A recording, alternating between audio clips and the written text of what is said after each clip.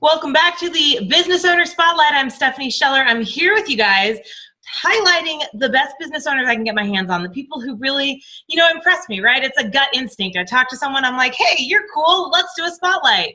So today I am doing a spotlight with a gentleman I met last weekend. Some of you guys know I went to a Tony Robbins event and it was phenomenal. He was phenomenal. I shot him an email and said, hey, let's do a spotlight. He said, okay. So here we go. Andrew, thanks for joining me. You're welcome. Thanks for having me. So our listeners obviously know nothing about you. What do you do? How did you get doing this? Yeah, I'm a video guy, so I'm all about story. My entire life has been studying the craft of video. Now, I'm one of those individuals that's super lucky. I've done this my whole life. Started when I was 13 with, and this is going to probably date both of us, back with the old VHS-C camcorders. Oh, no. VHS, used to rent it from Blockbuster, all that stuff.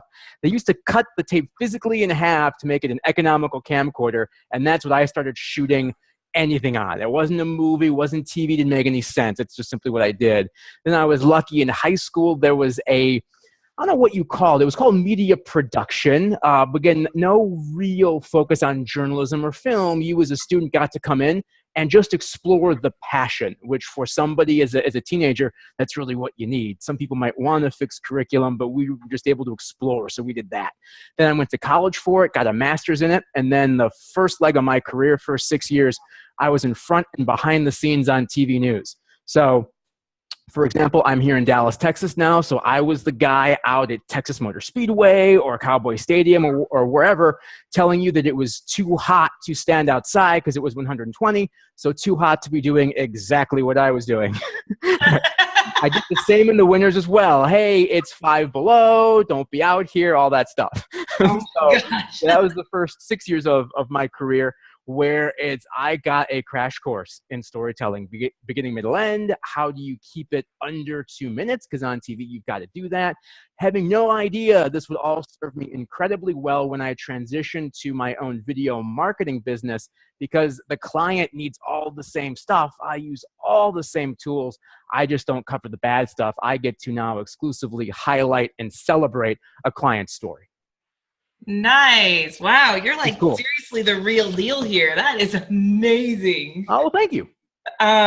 So there was never anything else. It's not like you had a wake up call where you're like, I want to do this full time. It was just like, I want to do this like from the get go. Right. Yeah. And a lot of people ask, all right, so what was the one moment that you sort of knew? One, I didn't necessarily always know, but I'll tell you where I really got inspired was, I'm pretty sure it was 13, 14, somewhere in there.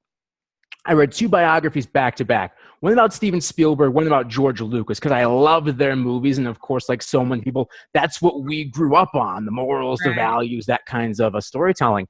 And what impressed me most about Spielberg, why I thought he was so cool, was you read this biography that was actually written to give people an idea almost like right after Schindler's List. And so people thought that Schindler's List, and I think Amistad had either just come out or was coming out, that this was going to be the final act from him. Because his first act was fantasy. It was E.T. and it was Close Encounters. And he had found this newfound passion in doing biofilms or historical dramas about big events that needed to be preserved. So he was doing Schindler's List, he was doing Amistad, and some other stuff. And so he made a lot of money doing that, and of course still does, and what is now, who knows what act he's in now. He does whatever he wants now. But at the time, he made his money doing that. And on the side, he took some of his profits and he created what was called the Shoah Foundation, which what it was, I believe it's a nonprofit. I don't know if it's his production guys or they were freelance. Their sole task was to meet with Holocaust survivors from around the world, put them on camera, and just get their story so that their testimonials and their experiences is on film forever. That was the mission of Shoah. And I thought it was so cool how this dude had fun all day, did what he loved to do, but still found a way to take his profits and do something that truly served. So I went, man, I want to make movies. And it's sort of, I went more in the journalism direction because those were the tools and the classes and experiences that were available to me. So I went down that route. Now I sort of get to do a little bit of both. I'm a journalist in the questions I ask, and then I'm sort of artistic in film and how I get the shots and put it all together. How cool.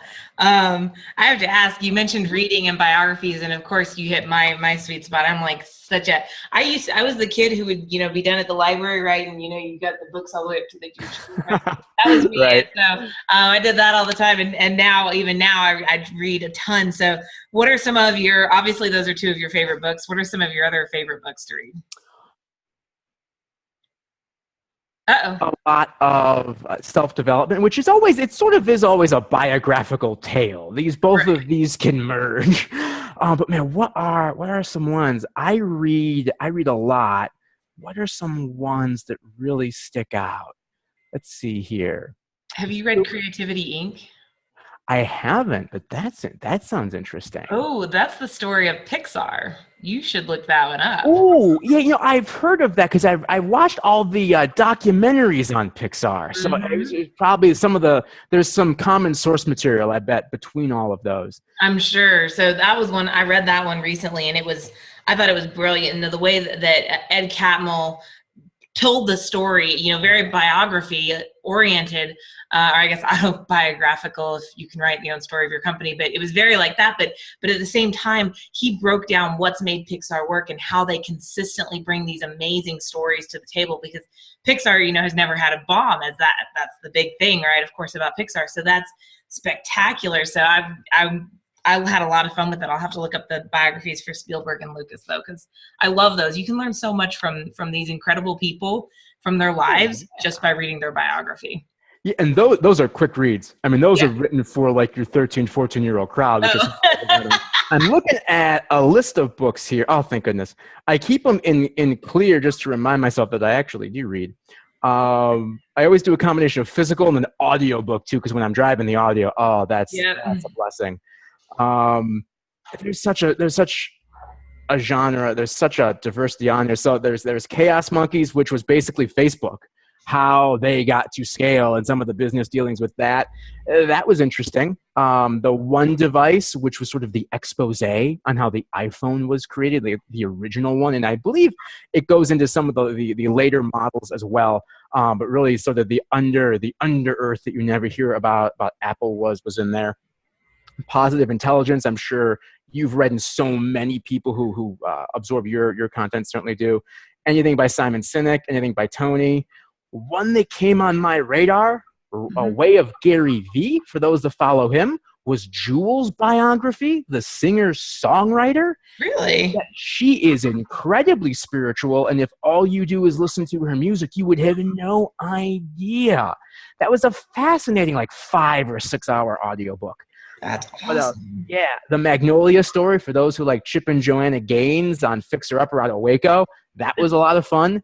His new book, Capital Gains, just hit the market. I'll be getting that sometime around now.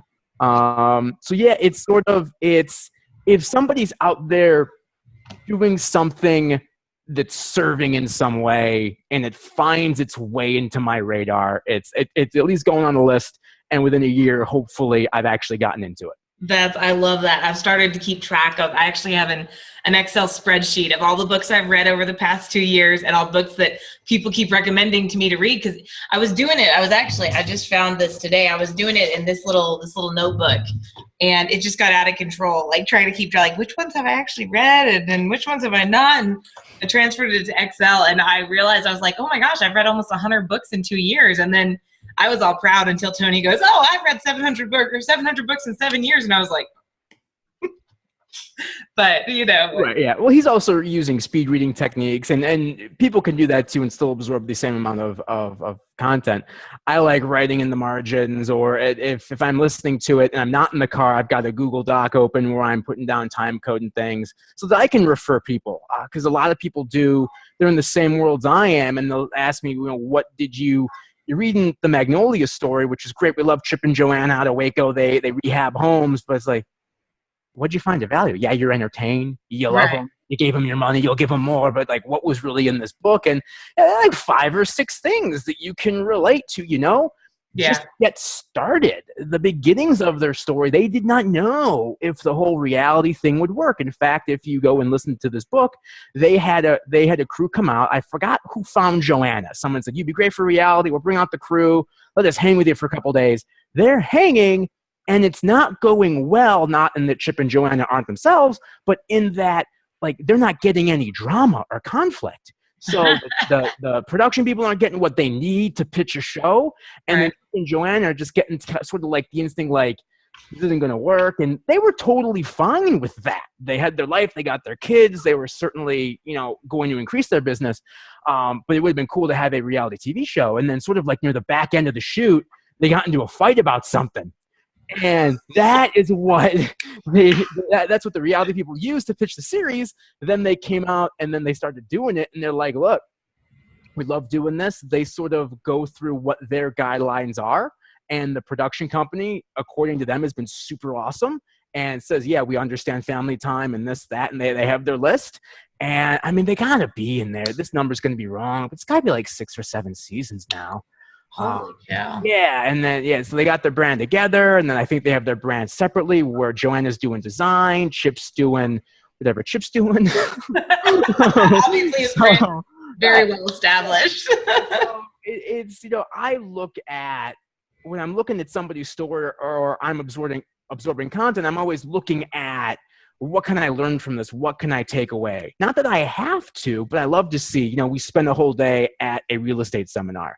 A lot of it wasn't about real estate. It was about whatever you're doing, just get started. Yes, write it down. You want to test it. Sure. You want to probe. Okay, fine. But you're never going to really know until you put it out there. And how many people you will hear say who've done this say, look, if you're not embarrassed by the first run of your product or service, then you've launched too late. If you're that comfortable, how much time were you not in the space actually somebody doing something? So I'm always looking for the 1 or 2 things. 1, I'm going to learn something, or 2, it's going to reinforce something that evidently, because the content came my way, I needed to be reinforced on. I love it. And I agree completely. And it's funny. So you walked away with the big overview being, whatever you're doing, get started now. I walked away with the big overview being whatever you're doing, try again and again and again until you get there, right? Don't give up, and so I was like, oh, that's the overview, is just keep trying. So it's hilarious to me that that just shows how 2 different perspectives, and I think they're both accurate. I wouldn't be like, oh no, Andrew, you got it wrong. I just think it just shows to me, that was really cool. I was like, oh, interesting.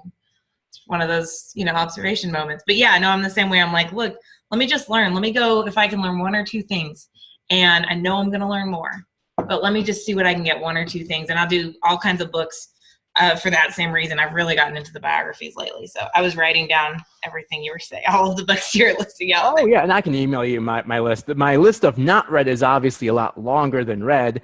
Because, I love when people give me book suggestions because they're so enthusiastic. And when I look at them and say, oh, you should read this. If you read this, you should read this. I'm thinking, every book that comes out of your mouth, this is a 7-8 hour investment I have to find time for. I want to. Believe me, I want to, but I can't blow through your list in the quickness that your tone and enthusiasm are suggesting that I do. Right. Well, some of them you want to go back and go through a couple times. Sure. But I'm also a margin. I write in the margins of all my books. Someone let me borrow a book, and I'm having a really hard time. I have to put all my pens away so I don't grab it and start writing in the margins. But so I am curious. You've been doing this for a while now, right? So how did you make the leap from working full-time to doing your own business full-time? I'm always curious about this because everyone's always interested to make that leap. Oh, of course. For me, I just took the leap. I transitioned out of news in October of 2012 and then launched my business that same month. And I had some small clients in the beginning. During that time, right before I knew I was leaving my job on TV, I was put in contact with a marketing firm through a friend, and she had said, I understand what you want to do, and I work with a marketing firm right now, freelance and some PR for them. You should meet them because they need to know the services that you offer. So I met with them for a lunch, and they said, one of our biggest clients, Mary Kay Cosmetics, they're going into their 50th anniversary this year. They're looking for the kinds of video that you're looking to make, that you were looking to serve with. Oh, wow. And I said, Mary Kay, they have an internal film video team. This team does beautiful work. And I said, Right. I'm more than happy, to serve them and be a client. But I said, they've got really good people in-house. They said, yeah, they're too busy. They're doing the stuff that they do best. They need somebody, sort of SWAT team and news style. They need you. Give us a bid for the bid was for 50 videos for their 50th anniversary. And Holy cow. yeah, it was amazing. My first bid was 50 videos. I'm like, whoa, I had no idea how to price it. I got a lot of direction from people who had their own businesses a year or two old. And again, that was in October of 2012. So we wrote out the holidays while they were doing the rest of their budget planning. And then I got the phone call a couple of days after the first of the year, after New Year, saying, yeah, they're in. This is what we're going to do 2013. And, that was how I got my start, was through a couple of small clients. And the big one in 2013 was a Mary Kay. Wow. And I just want to point out, because, our listeners are going to be like, oh, the overnight success. It was an overnight success because you were networking. You were out there connecting. And second of all, I want to point out two things here, because I don't want people to mistake this. It was the networking. It was the connections. Simultaneously, it was having the right people to go to get support to put in the bid. Because you could have totally screwed yourself over that year and been like, oh yeah, I'll do it for $20,000. Right. And then you're sitting there going, oh my gosh, I just actually pay taxes. Yeah. I have nothing left to live on. Right. So, I feel like that was a huge piece. It may sound like you were, overnight success, but it was years of building, and then it was having the right people.